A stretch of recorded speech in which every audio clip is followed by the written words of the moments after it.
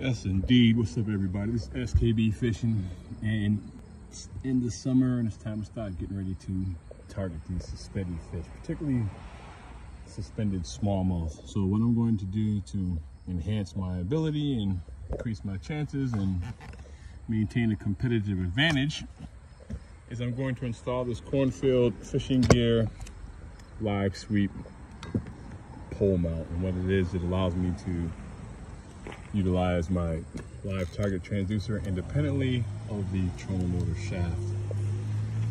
So it should be a pretty simple install.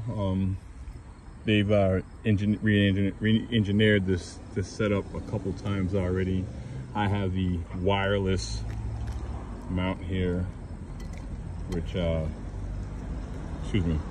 wireless foot pedal, which allows me not to have a wire plug in here, and got a remote, and this is the circuit board. This is going to be installed in the bow of my boat. So one thing that they re-engineered was how you mount this pole mount to the trolling motor. There used to be this seat bracket that kind of went over here. Now you just add these two stabilizers, one right here and probably one right here, or I'll figure that out where I'm going to adjust my 360 to put these two stabilizers on here. So that's what I'm going to do to allow me to use my active target transducer independently.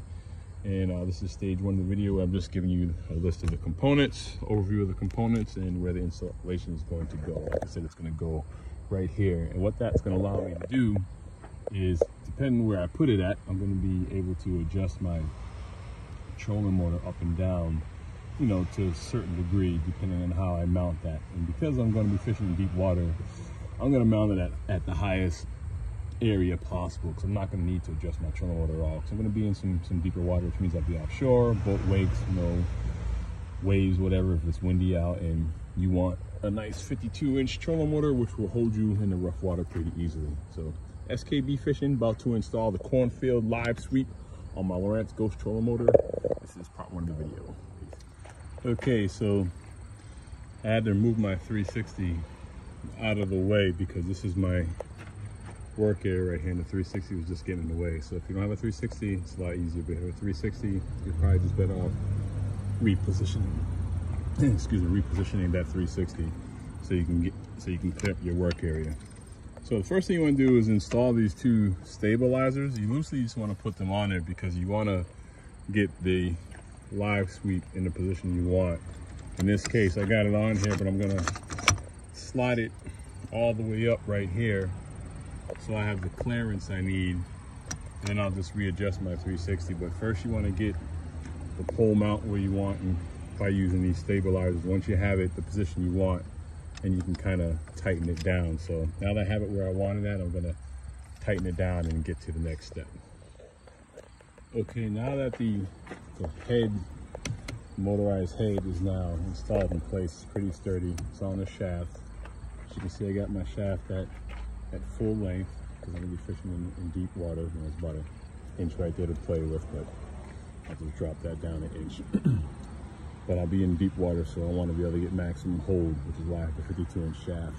So now I got this all secure right here, and I like this cable management system. It's pretty thick, heavy-duty cable, but you have the cutout right here. And this is on there, it's solid like a rock. You know, if I needed to adjust this, I'll just loosen these accordingly and just reposition this if I don't like the way it is. But I want it so it's not going to hit my fish finders when I go to stow or deploy the trolling motor. And it's going to be out of the way of the 360, which is going to be basically, you know, mounted on the side like so, like right there.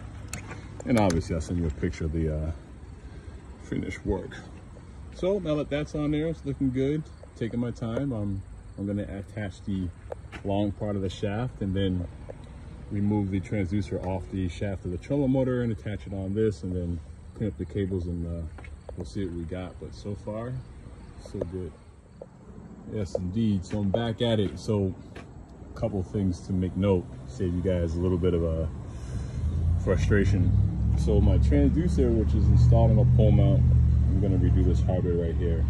I'm using the 0 degree live transducer mount right here by Bass Fishing Electronics. But couple things to consider is, right, so I have this cable here for the transducer, but also have a cable for my hydro wave, and this cable management here allows for both those cables to come through. So when I first put it on there, I put the wrong cable on, and I put it on there, took it out, then I put one cable in, and then I take it off, put it out, and put both in, and then I forgot to put it on up here. So just understand that this cable management system is for any cables that you're gonna, any extra accessories that you're gonna have on your trolling motor or your pole mount.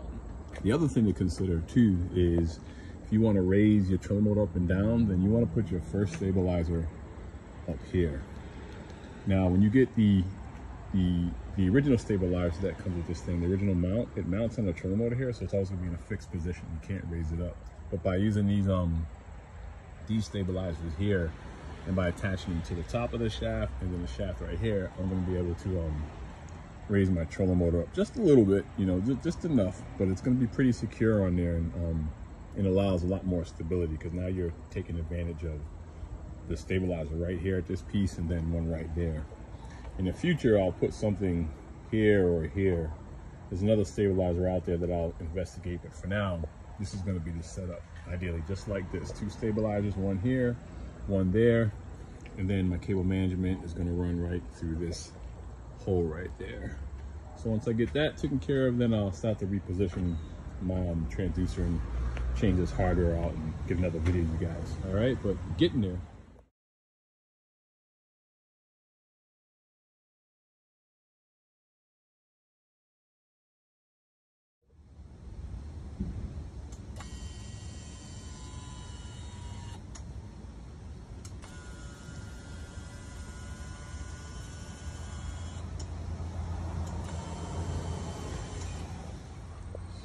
Okay, so right now I figured out where I want to place this transducer and how I want to get the cable in. You kind of want to have a little bend right here.